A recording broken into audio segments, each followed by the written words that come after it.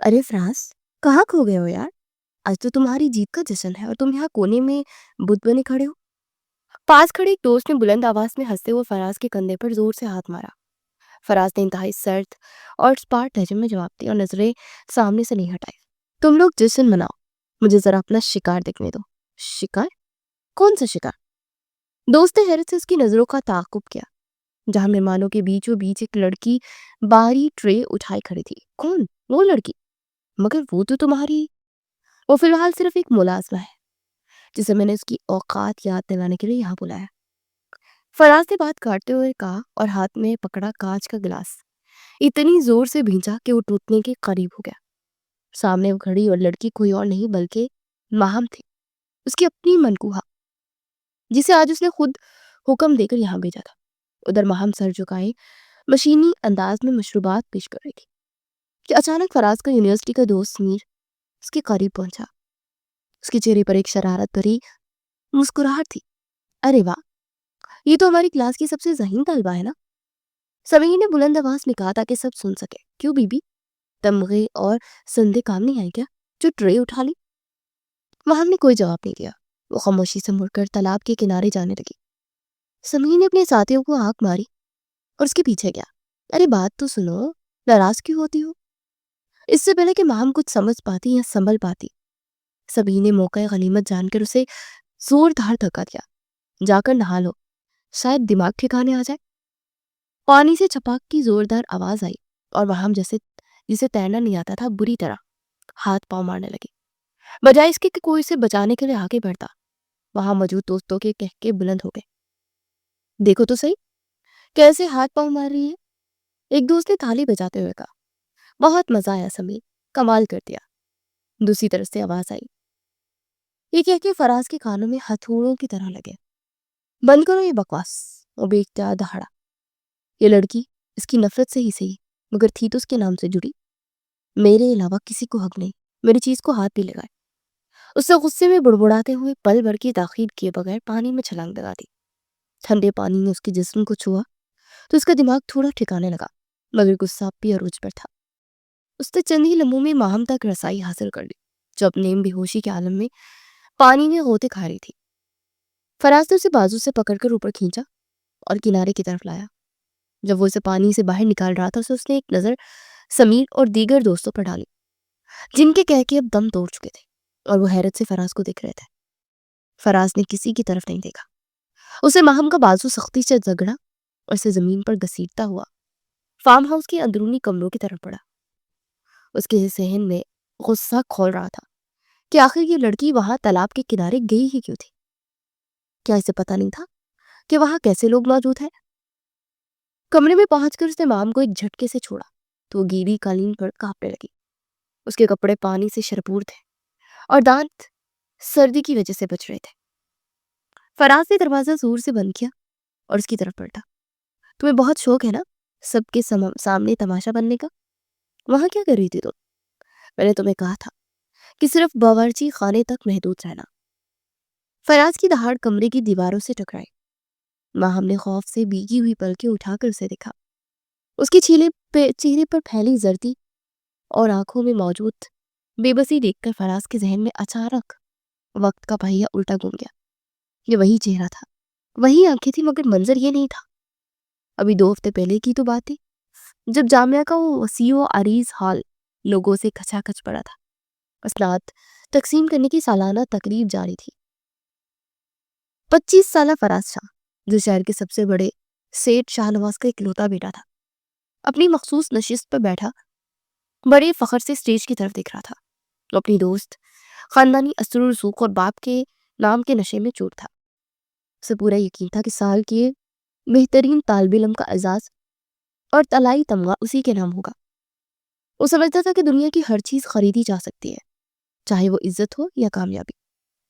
उसने अपने दोस्तों को पहले ही जश्न की दावत दे रखी थी और अब साल की बेहतरीन तालबा और तलाई तमगा जीतने वाली खुश नसीब का नाम है बाहम मुनी। स्टेज से गूंजने वाली आवाज ने फराज के कानों में जैसे सीसा अंडेल दिया। उसे लगा शायद उसने सुनने में गलती की है, लेकिन नहीं। हॉल तालियों से गूंज गूंज उठा और फराज के पैरों तले से जमीन निकल गई। اسے بے یقینی سے سامنے دکھا۔ وہ لڑکی جو اس کے گھر کی پرانی اور وفادار ملازم منیر کی بیٹی تھی، جس سے ہمیشہ سر جھکا کر بات کی تھی، آج وہ انتہائی باوقار انداز میں سٹیج کی سیڑھیوں پر چڑھ رہی تھی۔ سادہ سے لباس میں ملبوس، سر پر دوپٹہ جمائے، وہ اپنی محنت کا صلہ وصول کرنے جا رہی تھی۔ فراز شاہ کی انا کو یہ گوارا نہیں تھا کہ اس کی ملازم کی بیٹی اس سے بازی لے جائے۔ وہ دانت پیس کر رہ گیا۔ تقریب کے اختتام پر جب طلبہ باہر نکل رہے تھے تو فراز نے غصے میں تیزی سے آگے بڑھ کر مہم کا راستہ روکا۔ اس کی آنکھوں میں شکست کا زہر پڑا ہوا تھا۔ رکو! فراز کی آواز میں حاکمانہ گرج تھی۔ مہم رک کے اور بہت سکون سے نظریں اٹھا کر اسے دیکھا۔ تم جیسی ملازموں کی بیٹیاں ہمارے ٹکڑوں پر پڑتی ہیں، ہمارے دیے ہوئے پرانے کپڑے پہنتی ہیں اور ہمارے پیسوں سے پڑھتی ہیں۔ یہ جیت، یہ تمغہ تمہیں زیب نہیں دیتا۔ یہ سب میری خیرات ہے، اپنی اوقات میں رہا کرو۔ فراز نے اسے توڑنے کے لیے ہر لفظ ذہن میں بجھا کر بولا تھا۔ مہم نے اس کی آنکھوں میں آنکھیں ڈال کر جو جواب دیا وہ آج بھی فراز کے کانوں میں گونج رہا تھا، اور شاید یہی وہ لمحہ تھا جس نے آج کی حالات پیدا کیے تھے۔ فراز صاحب، خیرات میں پیسے مل سکتے ہیں، کپڑے مل سکتے ہیں، لیکن قابلیت نہیں۔ قابلیت کسی کی جاگیر نہیں ہوتی، اور عزت خریدی نہیں جاتی، کمائی جاتی ہے۔ آپ دولت کے زور پر ڈگری تو خرید سکتے ہیں، لیکن علم اور وہ مقام نہیں جو میں نے اپنی محنت سے حاصل کیا ہے۔ یہ جملہ نہیں تھا، بلکہ فراز شاہ کے منہ پر ایک زوردار تماچا تھا۔ آج تک کسی نے اس سے نظر ملا کر بات کرنے کی جرات نہیں کی تھی، اور یہاں ایک ملازم کی بیٹی سے عزت اور قابلیت کا درس دے رہی تھی۔ انتقام کی آگ اس کے سینے میں بھڑک اٹھی۔ اسے لگا جیسے ماہم نے بڑی محفل میں اس کا گریبان چاک کر دیا۔ اسی آگ کو ٹھنڈا کرنے کے لیے اسی شام وہ گولے کی طرح گھر پہنچا۔ آتے ہی اس نے ملازم منیر کو طلب کیا۔ شاہ نواز اور بیگم فریدہ پچھلے 6 سال سے اپنے کاروبار کو وسعت دینے کے لیے لندن میں مقیم تھے، اور ان کی غیر موجودگی نے فراز کو بالکل بے لگام اور خودسر بنا دیا تھا۔ اسے روکنے ٹوکنے والا کوئی نہیں تھا۔ منیر دوڑتا ہوا آیا، بیچارہ سمجھ رہا تھا کہ شاید صاحب کسی کام کا کہیں گے۔ فراز نے منیر کی دراز سے ایک پرانی فائل نکالی اور منیر کے قدموں میں دے ماری۔ یہ دیکھ رہے ہو منیر، یہ وہ قرض ہے جو تم نے پچھلے 10 سالوں میں میرے باپ سے اپنی بیوی کے علاج اور گھر کے خرچ کے لیے لیا تھا۔ اس کی رقم اتنی ہے کہ تم اپنی 7 نسلیں بیچ کر بھی ادا نہیں کر سکتے۔ منیر کے ہاتھ کانپنے لگے۔ چھوٹے صاحب، میں جانتا ہوں، میں تنخواہ سے کٹوا رہا ہوں، میں بس… فراز نے ہاتھ اٹھا کر اسے خاموش کرایا۔ مجھے اب قسطیں نہیں چاہیے، مجھے میرا پورا پیسہ اور آج اور ابھی چاہیے۔ اگر تم یہ رقم ادا نہیں کر سکتے تو چوری اور غبن کے الزام میں جیل جانے کے لیے تیار ہو جاؤ۔ پولیس میرے ایک فون کی مار ہے۔ منیر روتا رہا، اپنی وفاداری کا واسطہ دیتا رہا۔ فراز کے پیروں میں گر گیا، مگر فراز کا دل پتھر کا ہو چکا تھا۔ اس سے جھک کر منیر کے کان میں شرط رکھی، اس سے منیر کی روح تک کو گھائل کر دیا۔ ایک راستہ ہے منیر، اپنی بیٹی ماہم کا نکاح مجھ سے کر دو۔ منیر نے چونک کر اسے دیکھا۔ نکاح؟ صاحب، وہ آپ کے برابر نہیں ہے، یہ جوڑ نہیں ہے۔ مجھے بیوی نہیں چاہیے منیر۔ فراز کی آنکھوں میں صفاقیت ناچ رہی تھی۔ مجھے ایک ایسی کنیز چاہیے جسے میں روز اس کی اوقات یاد دلا سکوں، جس کا غرور میں اپنے جوتوں تلے رون سکوں۔ فیصلہ تمہارا ہے، بیٹی کا نکاح یا بڑھاپے میں جیل کی چکی۔ مجبور باپ کو اپنی عزت اور بیٹی کی زندگی میں سے ایک کا انتخاب کرنا پڑا۔ اسی رات حویلی کے ایک چھوٹے سے کمرے میں نکاح ہوا، جس میں نہ کوئی باراتی تھا نہ کوئی خوشی۔ ماہم نے اپنے بوڑھے باپ کی آنکھوں میں بے بسی دیکھی تو اپنی زبان سی لی۔ اس نے اسکالرشپ، اپنے خوابستہ مستقبل، سب کچھ اپنے باپ کی عزت پر قربان کر دیا۔ نکاح کے فوراً بعد فراز نے اسے حکم دیا کہ وہ حویلی کے مرکزی حصے میں نہیں بلکہ ملازموں کے کوارٹر کے ساتھ والے پرانی سٹور روم میں رہے گی۔ اس فیصلے نے منیر کی کمر توڑ دی تھی۔ وہ دہاڑے مار کر رونے لگا اور بار بار فراز کے آگے ہاتھ جوڑتا رہا کہ اس کی پھول سی بچی اس ویران کوارٹر میں کیسے رہے گی، مگر فراز وہاں سے جا چکا تھا۔ کمرے میں اب صرف باپ اور بیٹی رہ گئے تھے۔ ماہم نے آگے بڑھ کر اپنے کانپتے ہوئے ہاتھوں سے باپ کے آنسو صاف کیے اور ان کے بوڑھے ہاتھوں کو اپنے ہاتھوں میں تھام لیا۔ اس کی اپنی آنکھوں میں ویرانی تھی، مگر لہجے میں ایک عجیب سی مضبوطی تھی۔ اس نے باپ کو تسلی دیتے ہوئے کہا، بابا، آپ کمزور مت پڑے، اگر آپ ٹوٹ گئے تو میں بکھر جاؤں گی۔ میں آپ کی بیٹی ہوں، میں حالات کا مقابلہ کر لوں گی، بس آپ اپنی صحت کا خیال رکھیں۔ منیر نے لرزتے ہونٹوں سے بیٹی کی پیشانی پر بوسہ دیا اور اسے رخصت کر دیا۔ جب ماہم اپنے نئے ٹھکانے یعنی اس پرانے اسٹور روم میں داخل ہوئی تو وہاں کی حالت دیکھ کر ایک لمحے کے لیے اس کا دل دہل گیا۔ کمرے میں دھول کی تہیں جمی تھی، ایک کونے میں ٹوٹی ہوئی چارپائی تھی اور ہر طرف مکڑی کے جالے تھے۔ یہ کسی نئی نویلی دلہن کا کمرہ نہیں بلکہ کسی قیدی کی کال کوٹری لگ رہی تھی۔ ماہم نے گہری سانس لی، اپنی قیمتی آنسوں کو پلکوں میں روکا اور اسی وقت صفائی میں جت گئی۔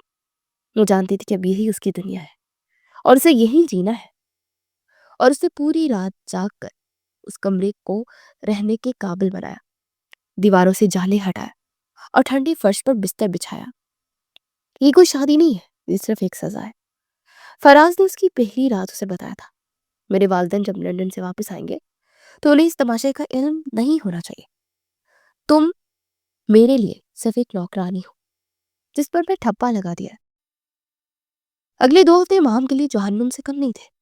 فراز اسے یونیورسٹی میں بھی تنگ کرتا اور گھر آ کر ملازموں کی طرح برتاؤ کرتا۔ وہ جان بوجھ کر اسے اپنی گاڑی صاف کرنے کا حکم دیتا، اپنے جوتے پالش کرواتا۔ اس کا مقصد صرف اس کی انا کو توڑنا تھا، مگر ماہم نے صبر کا ایسا مظاہرہ کیا کہ فراز حیران رہ گیا۔ اور ہر کام خاموشی اور سلیقے سے کرتی۔ جب وہ فراز کی جوتے پالش کرتی تو فراز غور سے اس کے چہرے کو دیکھتا کہ شاید اب اس کی آنکھوں میں آنسو آئے، شاید اب وہ شکوہ کرے، مگر ماہم کا چہرہ پرسکون رہتا۔ اس کی یہ خاموش اطاعت اور صبر فراز کی جنجلاہٹ کو بڑھا رہا تھا۔ اس قدموں میں گرتا، روتا ہوا، بھیک مانگتا ہوا دیکھنا چاہتا تھا، مگر ماہم کی خاموش نگاہیں اسے بار بار اپنی شکست کا احساس دلاتی تھی۔ اور آج اسی سلسلے کی کڑی یہ دعوت تھی۔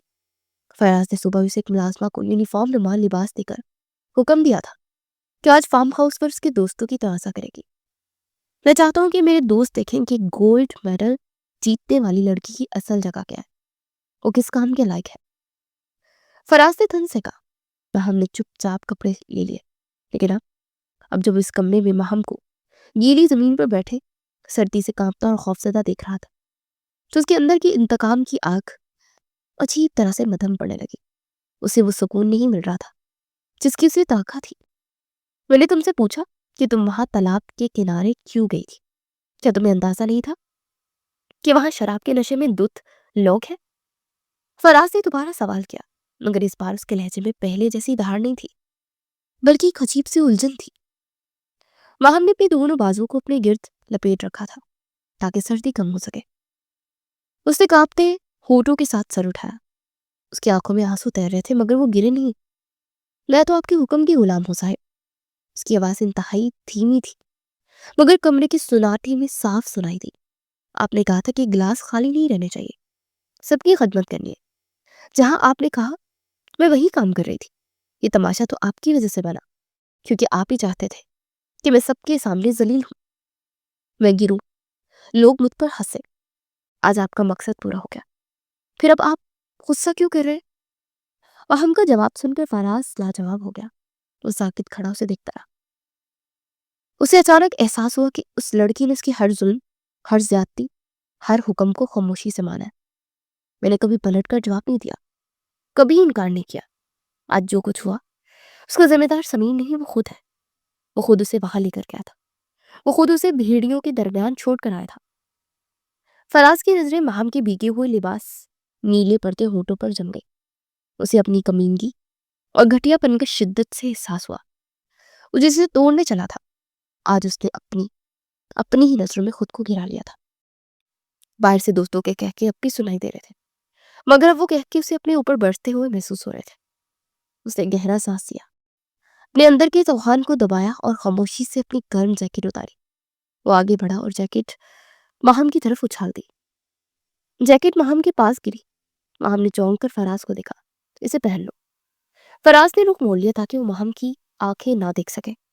اور یہی رہو جب تک میں نہ کہوں، باہر مت نکلنا۔ وہ تیزی سے کمرے کے دروازے کی طرف بڑھا۔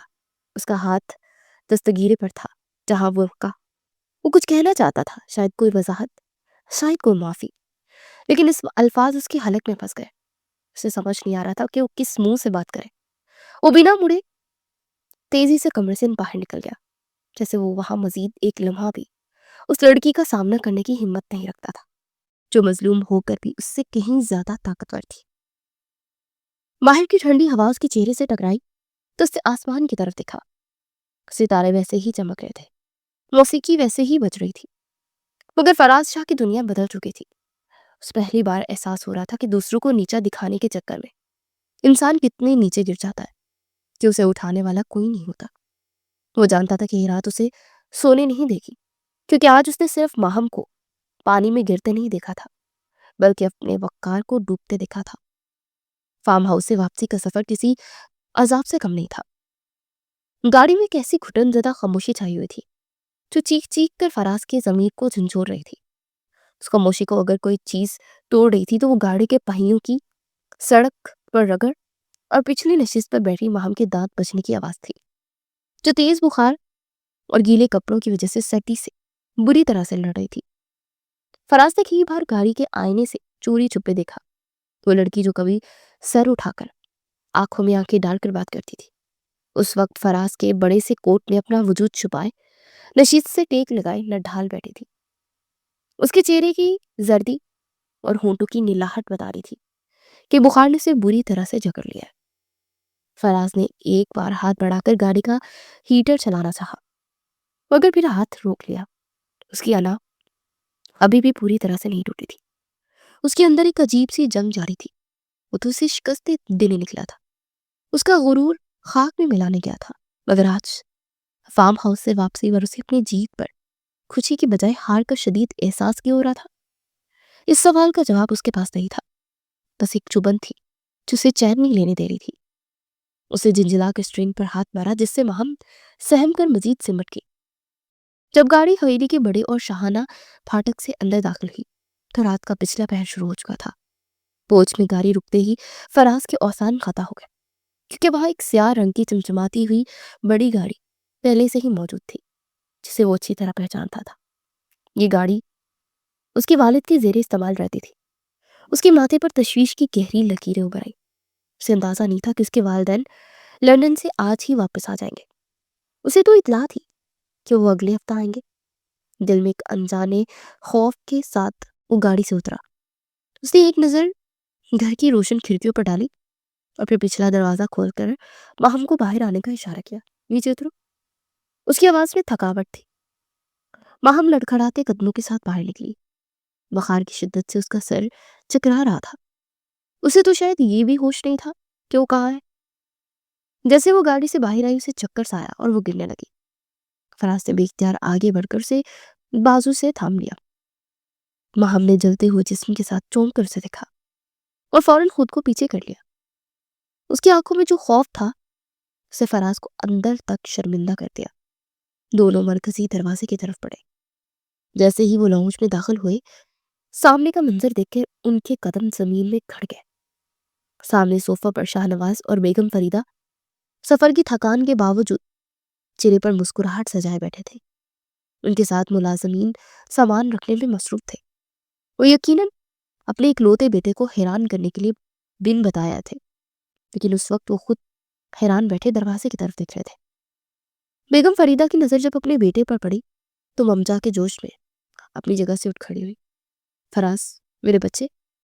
ان کے لبوں پر اپنے بیٹے کا نام مچل رہا تھا، مگر جیسے ہی ان کی نظر فراز کے پیچھے کھڑی لڑکی پر گئی تو وہ ٹھٹک گئی۔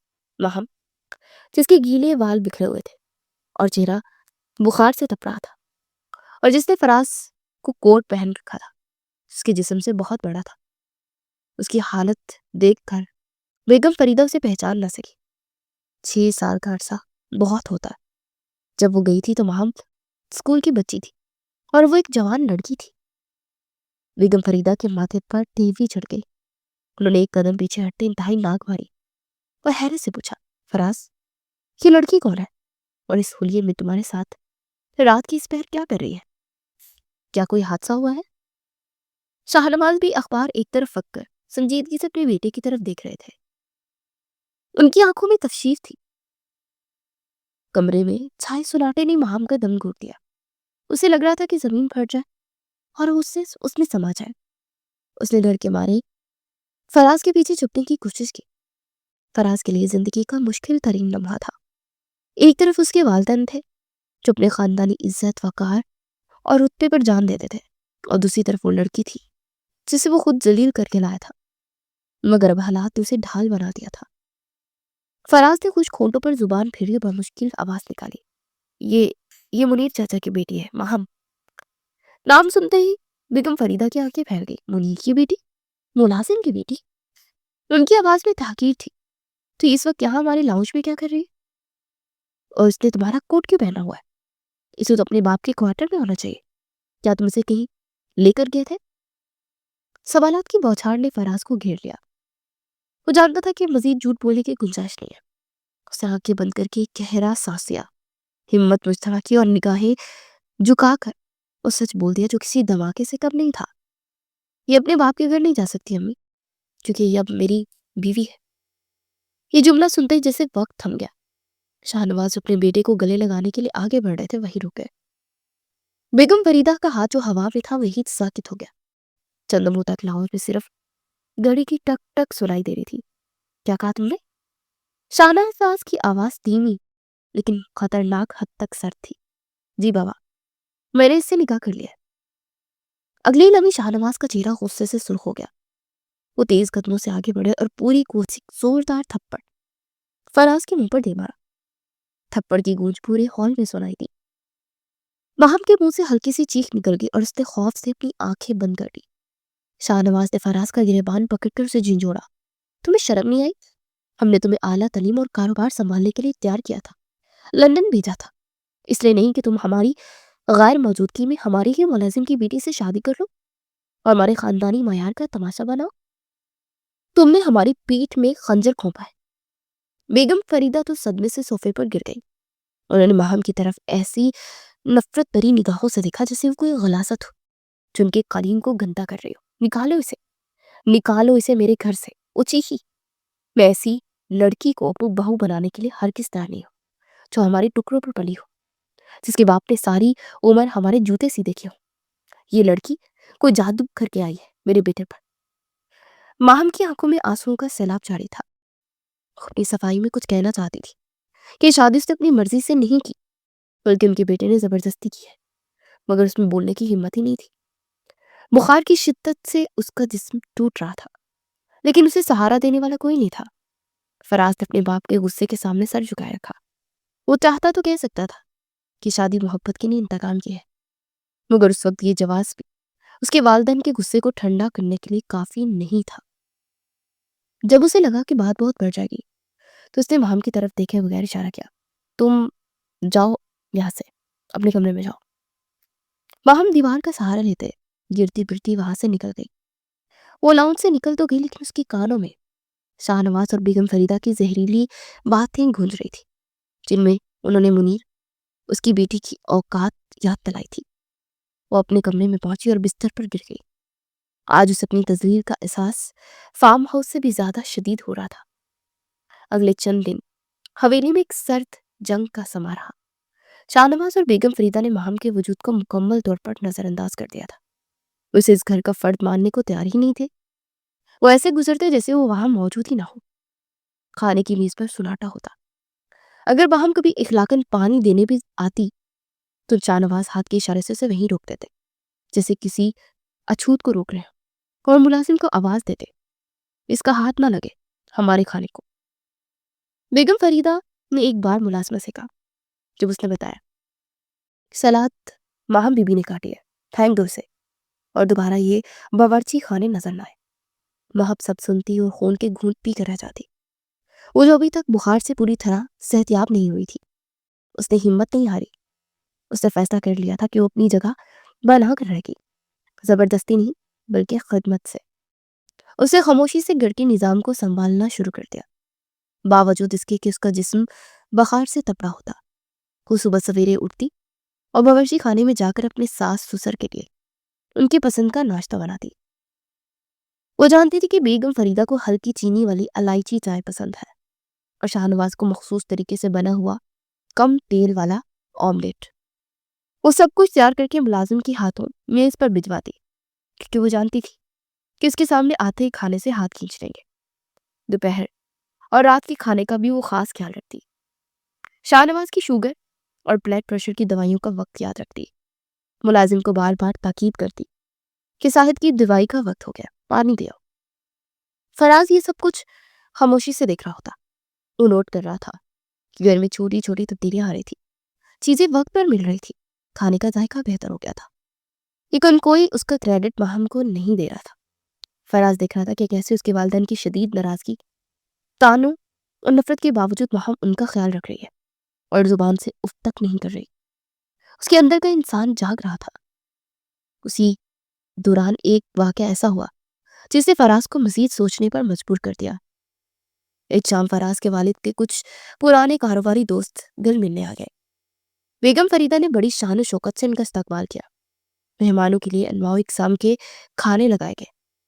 عین اسی وقت ماہم ہاتھ میں پانی کا جگ لیے وہاں آ گئی۔ اسے دیکھتے ایک مہمان خاتون نے بیگم فریدہ سے پوچھ لیا، ارے فریدہ، یہ نئی ملازمت کب رکھی تم نے؟ شکل سے تو کافی پڑھی لکھی لگتی ہے۔ یہ سن کے فراز کے دل میں ایک ٹھیس سی اٹھی اور توقع کر رہا تھا کہ شاید اس کی ماں سچ بتا دیں یا کم از کم بات ٹال دیں، مگر بیگم فریدہ نے بے پرواہی سے کہا، ہاں بس ضرورت تھی تو رکھ لی، کام کاج اچھا کر لیتی ہے۔ ماہم وہی کھڑی رہی، اس کے چہرے پر رنگ آئے اور گئے، اس کی عزت نفس بری طرح سے مجروح ہوئی، مگر اس نے سب کے سامنے تماشا بنانے کے بجائے خاموشی سے سر جھکایا، پانی رکھا اور وہاں سے چلے گئے۔ فراز اپنی جگہ سے اٹھنا چاہتا تھا، چیخ کر بتانا چاہتا تھا کہ یہ ملازمہ نہیں، اس گھر کی بہو ہے، مگر اس کی اپنی ماضی کی غلطیاں اس کے پاؤں کی زنجیر بن گئی۔ رات کو جب وہ پانی پینے کچن گیا تو اس نے دیکھا کہ ماہم برتن دھو رہی تھی اور اس کی آنکھوں سے ٹپ ٹپ آنسو سینک میں گر رہے تھے۔ یہ ماہم کی عزت کی انتہا تھی۔ فراز وہیں دروازے سے الٹے قدموں واپس پلٹ گیا، کیونکہ آج اس کے پاس اپنی بیوی کے آنسو پوچھنے کا کوئی جواز نہیں تھا۔ وہ کس منہ سے تسلی دیتا جبکہ اسے اس مقام تک پہنچانے والا وہ خود تھا۔ ایک رات فراز پانی پینے کے لیے کمرے سے نکلا تو اس نے دیکھا کہ باورچی خانے کی بتی جل رہی ہے۔ رات کے 2 بج رہے ہیں۔ وہ تجسس میں وہاں چلا گیا۔ اندر کا منظر دیکھ کے اس کے قدم رک گئے۔ ماہم چولہے کے پاس کھڑی تھی اور بیگم فریدہ کے لیے وہ یخنی تیار کر رہی تھی، کیونکہ شام کو انہوں نے شدید سر درد اور نزلہ کی شکایت کی تھی۔ ماہم کا اپنا چہرہ زرد تھا، آنکھوں کے گرد ہلکے پڑ چکے تھے اور وہ کھڑے ہونے کے لیے کچن کا سلیب کا سہارا لے رہی تھی۔ ایسا لگ رہا تھا کہ وہ خود گر جائے گی۔ اس کے ہاتھ کانپ رہے تھے، مگر وہ پوری توجہ سے چمچ چلا رہی تھی تاکہ یخنی تیار ہو جائے۔ فراز دروازے کی چوکھٹ پر کھڑا اسے دیکھتا رہا۔ ماضی کے دریچے کھلے تو اسے یاد آیا کہ کیسے وہ خود ماہم کو ذلیل کرتا تھا، اسے جوتے صاف کرنے کا حکم دیتا تھا، یونیورسٹی میں اس کا مذاق اڑاتا تھا، اور آج اس کے والدین وہی سلوک اس کے ساتھ بھی کر رہے تھے۔ لیکن جواب میں ماہم کی طرف سے کوئی شکوہ، کوئی بدتمیزی، کوئی شور نہیں تھا، بلکہ صرف خاموش خدمت اور احترام مل رہا تھا۔ فراز کے دل میں جو برف جمی تھی وہ پگھلنے لگی تھی۔ وہ سوچنے پر مجبور ہو گیا تھا کہ جسے وہ کمزور، حقیر اور لالچی سمجھتا تھا، در حقیقت کردار کی اس بلندی پر تھی جہاں فراز اور اس کا پورا خاندان مل کر بھی نہیں پہنچ سکتا تھا۔ وہ خاندانی لوگ بنتے تھے مگر ظرف اس ملازم کی بیٹی کا بڑا تھا۔ ماہم کی خاموش قربانی اور ظرف فراز کے دل میں اس کی نرمی پیدا کر رہا تھا۔ اسے پہلی بار شدت سے احساس ہو رہا تھا کہ عزت صرف دولت، بڑی گاڑیوں اور اونچے مرتبے سے نہیں ہوتی، بلکہ انسان کے کردار سے ہوتی ہے۔ فراز نے قدم بڑھانا چاہا، دل چاہا کہ جا کر اسے کہے کہ چھوڑ دو یہ سب، جاؤ آرام کرو، مگر اس کی انا آڑے آ گئی۔ وہ وہیں کھڑا اسی کشمکش میں مبتلا تھا کہ کیا وہ اب بھی اپنے والدین کی ناراضگی کی ڈر سے خاموش رہے یا پھر اپنی بیوی کے حق میں آواز اٹھائے جو کہ اس کے گھر کی عزت بن کر اپنا درد چھپا کر خاموشی سے سب سہ رہی تھی۔ حویلی میں چھائی وہ گھٹن اور پراسرار خاموشی جو پچھلے کئی ہفتوں سے مقینوں کے اعصاب پر سوار تھی، اچانک ایک بڑے اور ہولناک طوفان میں بدل گئی۔ ہوا کچھ یوں کہ ایک شام جب سورج غروب ہو رہا تھا اور گھر میں ایک عجیب سی اداسی پھیلی تھی، سب لوگ اپنے اپنے کمروں میں تھے کہ اچانک شاہ نواز کے کمرے سے ایک دل دہلا دینے والی چیخ سنائی تھی۔ یہ چیخ اتنی غیر معمولی تھی کہ حویلی کے در و دیوار ہل گئے۔ اس کے بعد کسی بھاری چیز کے گرنے کی زوردار آواز آئی۔ فراز جو اپنے کمرے میں تھا اور بیگم فریدہ جو کہ لاؤنج میں بیٹھی تھی، ننگے پاؤں دوڑتے شاہ نواز کے کمرے کی طرف لپکی۔ فراز نے تیزی سے دروازہ کھولا تو اندر کا منظر دیکھ کر اس کے ہاتھ پاؤں ٹھنڈے پڑ گئے اور بیگم فریدہ کے حلق سے ایک بے اختیار چیخ نکل گئی۔ شاہنواز کچن پر اوندے منہ گرے ہوئے تھے۔ ان کا دایاں ہاتھ شدت تکلیف سے سینے پر تھا اور چہرہ پسینے سے شرابور تھا، جبکہ پاس ہی میز پر فون کا ریسیور لٹک رہا تھا کہ جھوک کے جھولتا وہ بتا رہا تھا کہ دوسری طرف کوئی ایسی بری خبر تھی جسے شاہنواز کا دل برداشت نہ کر سکا۔ گھر میں کہرام مچ گیا، ملازم ادھر ادھر بھاگنے لگے۔ فراز نے فوراً آگے بڑھ کر اپنے والد کو سہارا دیا اور ان کا سر اپنی گود میں رکھا۔ بیگم فریدہ روتے ہوئے ان کے پاؤں رگڑنے لگی۔ فوری طور پر خاندانی طبیب کو طلب کیا گیا۔ تب طبی معائنے اور ابتدائی امدادات کے بعد پتہ چلا کہ شاہنواز کا خون کا دباؤ انتہائی حد تک بڑھ گیا، جس کی وجہ سے شدید ذہنی دباؤ اور اچانک پہنچنے والا صدمہ تھا۔ طبیب نے انہیں مکمل آرام کا مشورہ دیا اور کچھ دن سکون آور ادویات دے کر چلے گئے۔ کچھ گھنٹوں بعد جب شاہنواز کی حالت کچھ سنبھلی اور ان کی سانس بحال آئی تو انہوں نے نیم آنکھوں سے اپنی بیوی، بیٹے اور بیوی کو دیکھا کہ آنکھوں میں وہ چمک نہیں تھی بلکہ وہ ہمیشہ رہتے تھے، بلکہ ایک گہری مایوسی تھی۔ انہوں نے لرزتی ہوئی اور برائی ہوئی آواز کے ساتھ فراز کا ہاتھ تھاما۔ فراز نے بے یقینی بے چینی سے پوچھا، بابا آخر ہوا کیا ہے؟ فون پر ایسی کیا بات ہوئی تھی؟ شاہنواز نے گہری سانس لی اور وہ خبر سنائی جس نے بیگم فریدہ اور فراز کے پاؤں تلے سے زمین نکال دی۔ انہوں نے بتایا کہ ان کے کاروبار میں بہت بڑا غبن ہوا ہے، جس کی شراکت داروں پر وہ آنکھ بند کر کے اعتبار کرتے تھے اور جن کے بھروسے سے اپنا سب کچھ چھوڑ کر آئے تھے۔ انہوں نے دھوکے سے کمپنی کے کھاتے خالی کر دیے اور اب ان کی کمپنی دیوالیہ ہونے کے دہانے پر کھڑی ہے۔ یہ خبر شاہنواز کے لیے موت کے پروانے سے کم نہیں تھی، کیونکہ یہ کاروبار محض دولت کا ذریعہ نہیں تھا، بلکہ ان کی زندگی بھر کی کمائی تھی، ان کی ساکھ، ان کی محنت کا نچوڑ تھا۔ وہ شاہنواز جو اپنی کامیابی اور رسولت پر فخر کرتے تھے، آج اپنوں کے ہاتھوں لوٹ کر بالکل ٹوٹ چکے تھے۔ انہوں نے روتے ہوئے کہا، فراز میں برباد ہو گیا، میری ساری عزت خاک میں مل گئی۔ بیماری اور صدمے نے انہیں بستر سے لگا دیا تھا اور اب وہ دفتر جانے کے لیے تو کیا، اٹھنے بیٹھنے کے بھی قابل نہیں رہے تھے۔ گھر کا سارا نظام درہم برہم ہو گیا اور کاروبار بچانے کی ساری ذمہ داری اب تنہا فراز کے کندھوں پر آن پڑی۔ اگلے چند دنوں فراز کے لیے کسی امتحان سے کم نہ تھے۔ وہ گرچہ کاروبار کی سمجھ بوجھ رکھتا تھا، لیکن اس اچانک افطار اور قانونی پیچیدگیوں نے اسے بری طرح سے الجھا دیا تھا۔ وہ بھی تجربے کی اس بٹی سے نہیں گزرا تھا جس کے اس کے والد عادی تھے۔ وہ سارا دن دفتر میں وکلا اور حساب کتاب رکھنے والوں کے ساتھ مغز ماری کرتا، فائلیں چھانتا، مگر اسے کوئی راستہ دکھائی نہیں دیتا۔ جب قانونی راستے بند ہوتے دکھائی دیے تو فراز نے ایک آخری کوشش کے طور پر اپنے ان دوستوں سے مدد مانگنے کا فیصلہ کیا جن پر وہ بہت فخر کیا کرتا تھا۔ ان میں سمیر سب سے نمایاں تھا۔ فراز کو یاد تھا کہ جب وہ امیر تھا تو یہ دوست اس کے آگے پیچھے پھرتے تھے۔ اس نے سمیر کو فون کیا اور ملنے کی خواہش ظاہر کی۔ جب وہ سمیر کے دفتر پہنچا تو اس کے سامنے اپنی کمپنی کی صورتحال رکھی اور کچھ مالی مدد کی درخواست کی۔ سمیر کا رویہ دیکھ کر وہ دنگ رہ گیا۔ وہی سمیر جو اس کے پیسوں پر عیاشیاں کرتا تھا، آج اسے پہچاننے سے بھی انکاری ہو رہا تھا۔ سمیر نے طنزیہ ہنسی ہنستے ہوئے کہا، فراز میاں کاروبار میں دوستی نہیں چلتی، تم تو خوب ڈوب رہے ہو، ہم تمہاری مدد کر کے اپنا پیسہ کیوں ڈبوئیں؟ اس نے نہ صرف مدد سے انکار کیا بلکہ فراز کو مشورہ دیا کہ وہ اپنی کمپنی کو کوڑیوں کے بھاؤ بھیج دے۔ یہ بات دیکھ کر اس نے اپنے تمام مخلص دوستوں کے دروازے کھٹکھٹائے، مگر ہر جگہ سے اسے دھتکار دیا گیا۔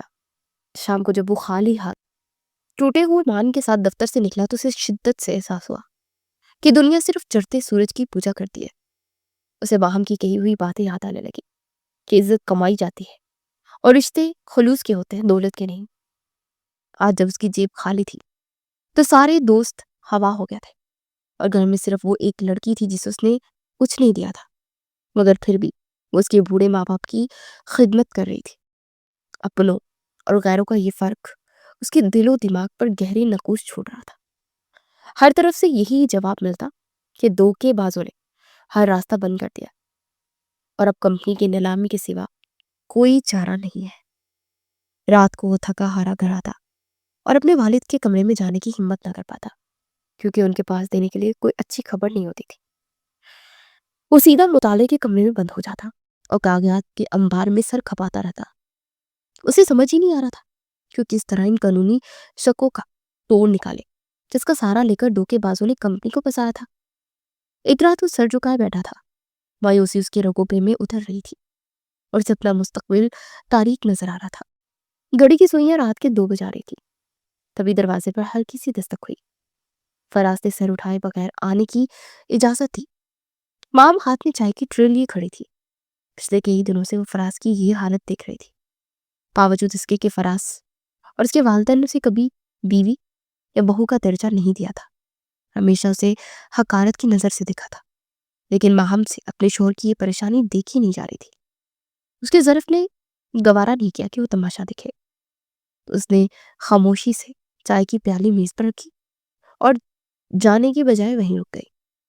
فراز نے اسے کھڑا دیکھ کر اپنی سرخ آنکھوں سے اسے دیکھا اور سخت لہجے میں پوچھا، اب کیا ہے؟ جاؤ یہاں سے، مجھے کام کرنے دو۔ ماہم نے ایک لمحے کے لیے توقف کیا، پھر بہت ادب اور جھجک کے ساتھ پوچھا، اگر برا نہ مانے تو کیا میں ایک بار ان کاغذات کو دیکھ سکتی ہوں؟ شاید وہ کچھ مدد کر سکے۔ فراز پہلے تو حیران ہوا، اس کے لبوں پر انکار مچلنے لگا۔ اس کی مردانہ انا اور خاندانی غرور اسے اجازت نہیں دے رہا تھا کہ وہ گھر کے مسائل ایک ایسی لڑکی کے ساتھ بانٹے جس سے وہ کچھ نہیں سمجھتا تھا۔ اس نے طنزیہ انداز میں کہا، یہ گھر کا باورچی خانہ نہیں ہے جہاں تم نمک مرچ کا حساب رکھو گی، یہ کروڑوں کا کاروبار ہے، تمہاری سمجھ سے باہر ہے۔ ماہم نے اس کی توہین کو نظر انداز کرتے نرمی سے جواب دیا، میں جانتی ہوں، میں صرف ایک گھریلو لڑکی سمجھ جاتی ہوں، لیکن میں یونیورسٹی میں انہی مضامین کی طالبہ تھی اور شاید کوئی ایسا نکتہ میری نظر میں آ جائے جو پریشانی کی وجہ سے آپ کی نظر سے اوجھل ہو رہا ہو۔ فراز کو اچانک یاد آیا کہ یہ وہی لڑکی ہے جس نے یونیورسٹی میں اسے شکست دی تھی۔ یہ وہی ذہین طالبہ ہے جس کی قابلیت کی مثالیں اس کے اساتذہ بھی دیتے تھے۔ ڈوبتے کو تنکے کا سہارا کافی ہوتا ہے۔ اسی کے مصداق فراز نے وہ موٹی فائل بغیر کچھ کہے ماہم کی طرف سرکا دی اور جو کرسی کی بج سے ٹیک لگا کر آنکھیں موند دی۔ ماہم نے کرسی سنبھالی تو انتہائی محاق سے کاغذات کا جائزہ لینا شروع کر دیا۔ کمرے میں صرف کاغذ پلٹنے کی آوازیں آ رہی تھی۔ فراز کچھ دیر آنکھیں کھول کر حیرت سے اسے دیکھتا رہا کہ وہ لڑکی جسے اس نے ہمیشہ جوتے صاف کرنے، گاڑی دھونے اور کھانا پکانے کے احکامات دیے تھے، وہ آج کتنی مہارت اور اعتماد کے ساتھ پیچیدہ کاروباری نکات کو سمجھ رہی تھی۔ اس کے ماتھے پر پڑنے والی شکنیں بتا رہی تھی کہ وہ کتنی گہرائی میں جا کر مطالعہ کر رہی ہے۔ اس کے چہرے پر بلا کی سنجیدگی تھی جس کی قابلیت کا پتہ دے رہی تھی۔ تقریباً 2 گھنٹے کی مسلسل محنت اور ورق گردانی کے بعد ماہم کے چہرے پر ایک اطمینان بخش مسکراہٹ اپنی۔ اس نے میز پر رکھا قلم اٹھایا اور چند اہم نکات کو نقصان زد کرتے فراز کو متوجہ کیا۔ اسے پرجوش انداز میں کہا، دیکھیے مسئلہ حل ہو گیا۔ فراز فوراً سیدھا ہو کر بیٹھ گیا۔ ماہم نے بتایا، ان کھاتوں کے دستاویزات میں ایک باریک سی قانونی شک ایسی موجود ہے جسے دھوکے بازوں نے جلد بازی میں نظر انداز کر دیا تھا، اور یہ شک کمپنی کے اصل مالک کو تحفظ دیتی ہے۔ اسے سمجھایا کہ اگر اس نکتے کو بنیاد بنا کر عدالت میں جائے تو نہ صرف کمپنی نیلام ہونے سے بچ سکتی ہے بلکہ لوٹی ہوئی رقم بھی قانونی طور سے واپس مل سکتی ہے۔ فراز نے جلدی سے فائل اپنی طرف کھینچی اور اس شک کو پڑھا۔ وہاں نے جس سادگی اور مہارت اور پر اعتماد انداز سے سارا معاملہ سلجھایا تھا، فراز دنگ رہ گیا۔ اسے اپنی آنکھوں پر یقین نہیں آ رہا تھا کہ جس مسلک نے اسے اور اس کے تجربہ کار والد کو بستر پر لگا دیا تھا، اس لڑکی نے چند گھنٹوں میں حل کر دیا تھا۔ اس رات فراز کی آنکھوں میں ماہم کے لیے جو ستائش اور احترام تھا، وہ پچھلی تمام نفرتوں اور بدگمانیوں سے بھاری پڑ رہا تھا۔ اسے پہلی بار احساس ہوا کہ وہ جسے تاج سمجھ رہا تھا وہ دراصل ہیرا ہے۔ اسے بیک کر کہا، تم نے ہمیں بچا لیا ماہم۔ ماہم نے صرف نظریں جھکا لی۔ اس کے لیے یہی جملہ بہت بڑا انعام تھا۔ اگلی صبح جب شاہ نواز کی آنکھ کھلی تو اس کی طبیعت میں نکاہت نمایاں ہونے لگی۔ وہ مایوسی سے چھت کو گھور رہے تھے۔ ان کی آنکھوں میں ویرانی تھی جیسے وہ زندگی کی بازی ہار چکے ہو۔ انہیں لگ رہا تھا اب ان کی عزت اور قانونی نام مٹی میں مل جائے گا اور وہ منہ دکھانے کے قابل نہیں رہیں گے۔ تبھی دروازہ کھلا اور فراز کمرے میں داخل ہوا۔ اس کے چہرے پر کئی دنوں بعد رونق اور سکون تھا۔ ہاتھ میں کچھ کاغذات تھے۔ بیگم فریدہ بھی وہیں بیٹھی تسبیح پڑھ رہی تھی۔ فراز نے والد کے بستر کے پاس بیٹھ کر ان کا ہاتھ تھاما اور مسکراتے ہوئے خوشخبری سنائی، بابا اب پریشان ہونا چھوڑ دے، ہمارا کاروبار بچ گیا، قانونی راستہ نکل آیا اور اب کوئی ہمارا کچھ نہیں بگاڑ سکتا۔ شاہ نواز کو اپنے کانوں پر یقین نہ آیا۔ انہوں نے کانپتے ہاتھوں سے کاغذات تھامے اور بے یقینی سے پوچھا، یہ معجزہ کیسے ہوا فراز؟ شہر کے کون سی بڑے وکیل نے یہ راستہ نکالا ہے؟ کیونکہ ان کے تجربے کے مطابق تو سارے راستے بند ہو چکے تھے. کیا تم نے کوئی نیا وکیل کیا ہے؟ فراز نے نفی میں سر ہلایا اور ایک لمحے کے لیے توقف کیا. پھر اس نے دروازے کی طرف اشارہ کیا جہاں مام سر جھکائے ہاتھ میں ناشتے کی ٹرے لیے کھڑی تھی. فراز نے والد کی آنکھوں میں دیکھتے ہوئے فخر سے بتایا یہ کسی وکیل کا کمال نہیں ہے بلکہ ان کی بہو وہم کی ذہانت ہے جس نے رات بھر جھانک کر ان پیچیدگیوں کو حل نکالا ہے. یہ وہ راستہ ہے جو ہم سب کی نظروں سے اوجھل تھا. یہ سن کر شاہ نواز اور پاس بیٹھی بیگم فریدہ سکتے میں آ گئے. کمرے میں گہرا سناٹا چھا گیا. وہ جس لڑکی کو جاہل کمتر اور مجبوری کا سودا سمجھ کر نظر انداز کر رہے تھے آج اسی نے ان کی ڈوبتی کشتی کو کنارے لگایا تھا. شاہ نواز کی آنکھوں میں نمی تیرنے لگی. ان کا غرور ان کی انا اس احسان کے آگے ریزہ ریزہ ہو گئی. انہوں نے ماہم کو قریب آنے کا اشارہ کیا. ماہم جھجکتے ہوئے آگے بڑھی اور ناشتے کی ٹرے میز پر رکھ دی. شاہ نواز نے پہلی بار شفقت سے اس کے سر پر ہاتھ رکھا اور ان کی آواز بھرا گئی. انہوں نے اعتراف کیا بیٹی ہم نے تمہیں پہچاننے میں بہت بڑی غلطی کی. ہم جسے محض کانچ کا ٹکڑا سمجھ رہے تھے وہ در حقیقت انمول ہیرا نکلی. انہوں نے ہاتھ جوڑ کر اپنی اور اپنی بیگم کی طرف سے ماہم سے معافی مانگی کہ انہوں نے اسے پہچاننے میں بہت دیر کر دی. بیگم فریدہ جو کہ اپنی خاندانی انا کے خول میں بند تھی اور جنہیں لگتا تھا کہ عزت صرف حسب نفس سے ہوتی ہے آج وہ بھی موم ہو گئی. ان کا سر شرمندگی سے جھکا ہوا تھا. انہیں وہ تمام لمحے یاد آ رہے تھے جب انہوں نے ماہم کو دھتکارا تھا. انہوں نے کانپتے ہاتھوں سے ماہم کا ہاتھ تھاما اور پھر اپنی انگلی سے وہ خاص خاندانی انگوٹھی اتاری جو وہ ہمیشہ پہنتی تھی اور جو اس خاندان کی بڑی بہو کا اعزاز تھی اور اسے ماہم کی انگلی میں پہنا دیا. یہ محض انگوٹھی نہیں تھی بلکہ اس بات کا اعلان تھا کہ انہوں نے ماہم کو دل سے اپنی بہو اور بیٹی تسلیم کر لیا. بیگم فریدہ نے نم آنکھوں سے کہا آج تم نے ثابت کر دیا تم فراز کے لیے بہترین انتخاب ہو. ماہم کی آنکھوں سے خوشی کے آنسو جاری ہو گئے. اسے لگ رہا تھا جیسے اس کا صبر اس کی خاموشی اس کی قربانی آج رنگ لے آئی ہے. فراز ایک طرف کھڑا یہ منظر دیکھ رہا تھا اور اس کا دل اپنی بیوی کے لیے فخر سے لبریز تھا. اسے احساس ہو گیا تھا کہ خوبصورتی اور دولت عارضی چیزیں ہیں. اصل حسن انسان کا کردار اور اس کی قابلیت ہوتی ہے جو مشکل وقت میں ساتھ نبھاتے ہیں. آج حویلی کی فضا بدل چکی تھی. نفرت کے سیاہ بادل چھٹ چکے تھے اور محنت و احترام کی روشن دھوپ نکل آئی تھی. حویلی کی فضا مکمل طور پر بدل چکی تھی. وہ اونچی اور سرد دیواریں جو پہلے ماہم کو کاٹنے کو دوڑتی تھی اور جہاں اسے اپنا دم گھٹتا ہوا محسوس ہوتا تھا اب اسے اپنی محفوظ پناہ گاہ لگنے لگی. شاہ نواز اور بیگم فریدہ نے اپنی پچھلی زیادتیوں کی تلافی کے لیے ماہم کو پلکوں پر بٹھا لیا. صبح کا آغاز اب بیگم فریدہ کی ڈانٹ ٹپٹ سے نہیں بلکہ شفقت بھری آواز سے ہوتا تھا. کھانے کی میز پر فریدہ کے لیے ماہم کے لیے وہی کرسی مخصوص ہوتی جو کہ گھر کی بہو کا حق تھا. ایک صبح ناشتے کی میز پر شاہ نواز نے چائے کا کپ رکھتے ہوئے ماہم کی طرف دیکھا. ان کے لہجے میں عجیب سا فخر تھا. ماہم بیٹی میں سوچ رہا ہوں کہ کاروبار کے نئے منصوبے میں تمہاری رائے شامل کروں. تمہاری وہ تجویز جس نے ہمیں بچایا تھا اسے مجھے سوچنے پر مجبور کر دیا کہ ہم پرانے طریقے سے چل رہے تھے جبکہ تم نئی سوچ رکھتی ہو. ماہم نے شرماتے ہوئے سر جھکا لیا. بابا میں تو بس بیگم فریدہ نے بات کاٹتے ہوئے مسکرا کر کہا بس کیا تم اس گھر کی اس کاروبار کی عزت ہو. اب شرمانا چھوڑ دو.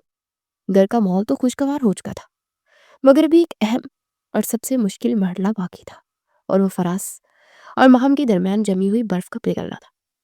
دونوں ایک چھت کے نیچے ہوتے ہوئے بھی اجنبی تھے کیونکہ ماضی کے زخم اتنی آسانی سے نہیں بڑھتے.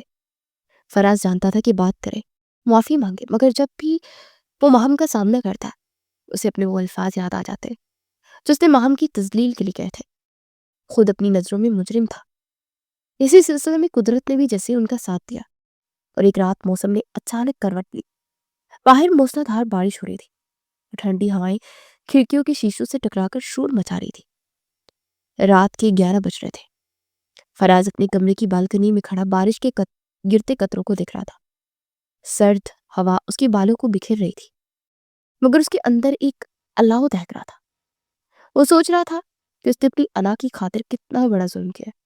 وہ کیسے اس لڑکی کا سامنا کرے جس نے اس کی نفرت کے بدلے میں اس کے خاندان کو عزت دی تھی.